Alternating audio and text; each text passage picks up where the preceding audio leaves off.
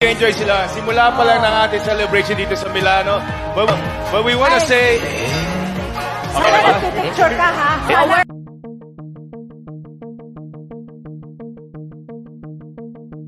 Usap-usapan ngayon ang kamakailang episode ng ASAP kung saan ay dinayo nila ang bansang Italy sa Milan.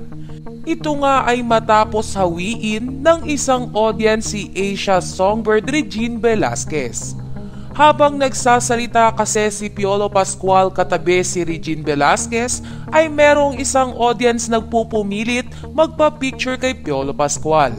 Dahil naman sa pagka-excite ng babaeng audience ay nahawi nito nang hindi sinasadya si Regine Velasquez. Sa pagkakataon nga na ito ay mapapansin na na-offend si Regine sa ginawang paghawi sa kanya ng nasabing audience. Ngunit bilang isang marespetong tao si Regine ay pinagsabihan niya na lamang ng pabiro ang audience na nakahawi sa kanya. Biro ni Regine ay, sana nagpipicture ka ha, sana ha, alam mo naka-TV tayo, naka-TV. Agad naman na naramdaman ni Piolo na naimbiyer na si Regine sa babaeng audience kaya tinuloy na nito ang kanyang pagsasalita. Samantala, payo ng netizens sa mga audience na gustong magpa-picture sa mga artista ay palaging pag-isipan ang bawat gagawin kapag lalapitan nila ang mga ito. Dahil mahalaga pa rin ang respeto sa bawat bagay na ating gagawin.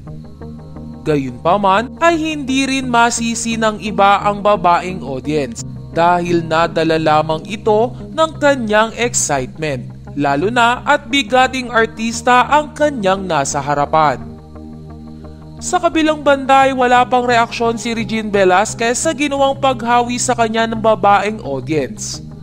Samantala, narito at basahin natin ang ilang reaksyon ng kapamilya fans hinggil sa balitang ito. Pakagaganong girl, di ako natawa. Diyos ko, wala sa lugar. Buti nakapagtimpi si Ate Reg. Haha, baka hinatak ko yan tapos dinala ko sa tabi ni Papa P.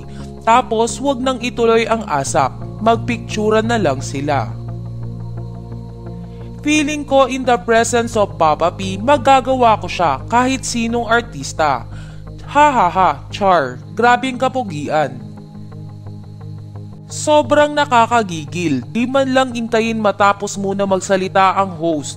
For sure naman na after matapos magsalita nila Papa P, iaalaw nila sila magpa-picture.